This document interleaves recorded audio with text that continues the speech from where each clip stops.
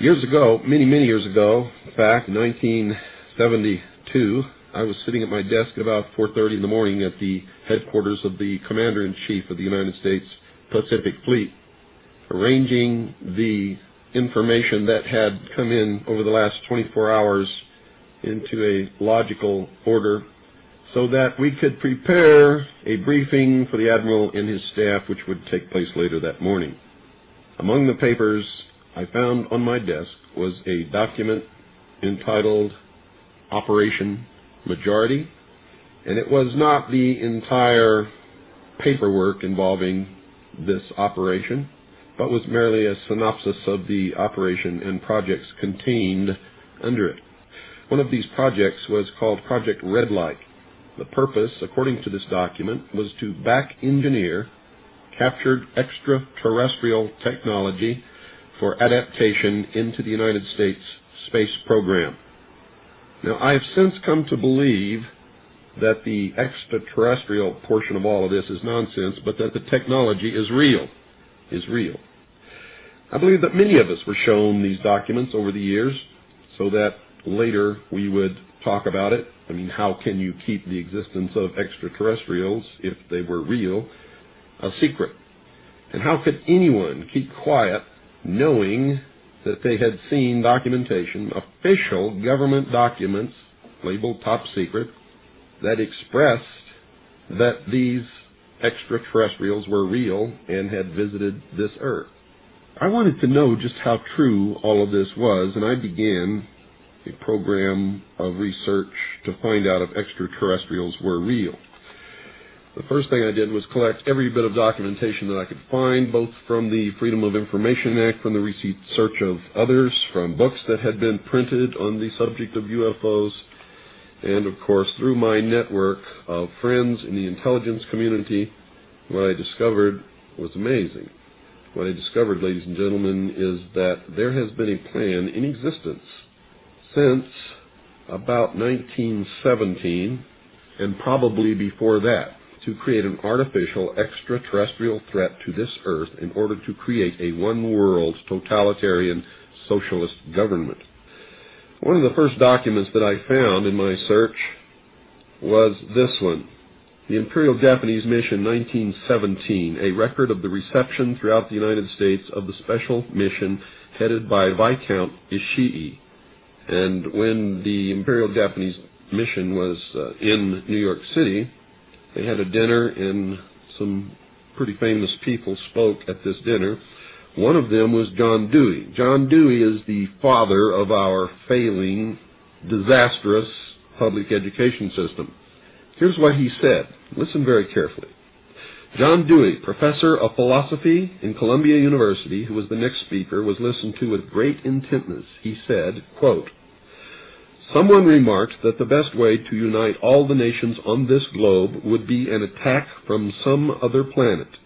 In the face of such an alien enemy, people would respond with a sense of their unity of interest and purpose." Unquote. Now, bear in mind, folks, that's 1917. One of the next documents that I found, and I found quite a few, but one that's pretty important, is called the Report from Iron Mountain, the Probability and Desirability of Permanent Peace. Now, I encourage you to find this book, wherever you can find it. I don't know where you can get it, but find it. Page 66. Credibility, in fact, lies at the heart of the problem of developing a political substitute for war.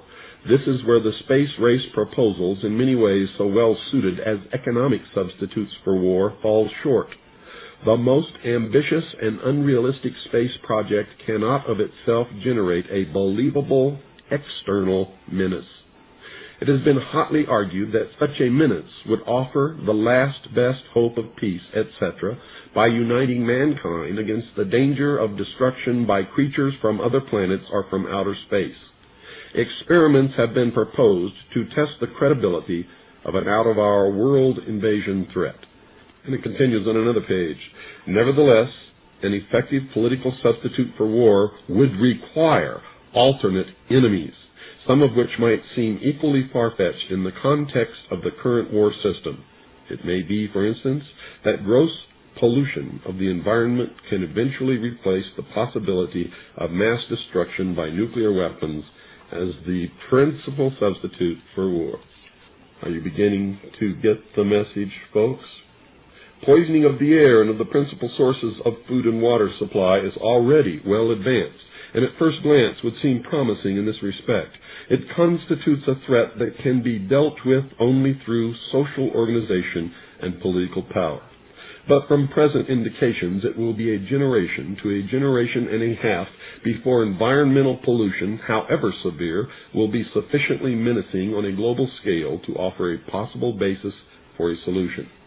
However unlikely some of the possible alternate enemies we have mentioned may seem, we must emphasize that one must be found of credible quality and magnitude if a transition to peace is ever to come about without social disintegration. It is more probable, in our judgment, that such a threat will have to be invented rather than developed from unknown conditions. Ladies and gentlemen, they have created so many alternate enemies in order to bring about their one-world totalitarian socialist state that we don't know which enemy to believe is real or is false, or whether to just toss them all out on their ears. And I think that that is probably going to be the best solution. Disarmament is no accident. All of these bills in Congress to take away our weapons is no accident.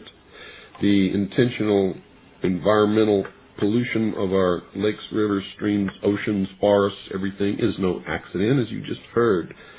These things were planned many, many years ago.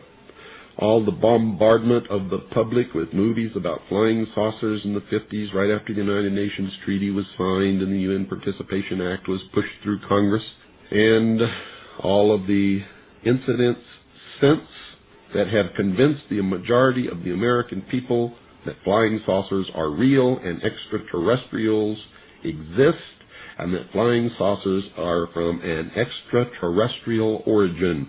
This is being promulgated in many ways, by television commercials, in the movies, in the newspapers, by creating incidents either real or imagined.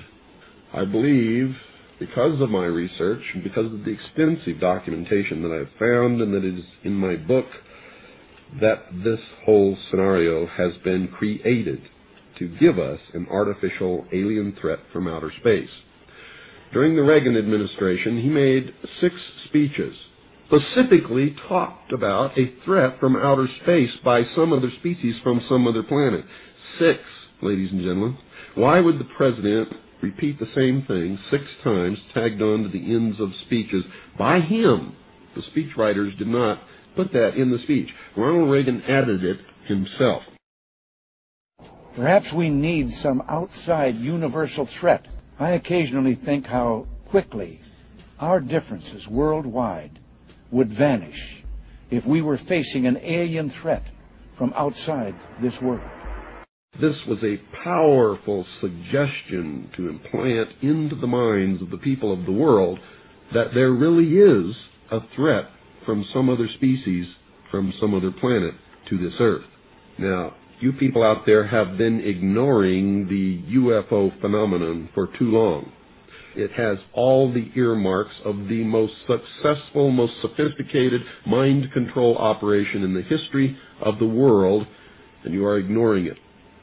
What better way to implement a plan to bring about a one-world government than to create the possibility in the minds of the people of the world that we are being threatened from some other species, from some other planet, and do it in a way that if anybody questions it or challenged it or wants to talk about it publicly, that they are ridiculed. And the ultimate goal is to make the earth look very small, to present the people of the world with an external threat to this earth, a superior race from some other planet, vastly superior to us in intellect, philosophy, and technology, in order to cause the dissolution of nation-states, the dissolution of all existing religions, and the formation of the world totalitarian socialist government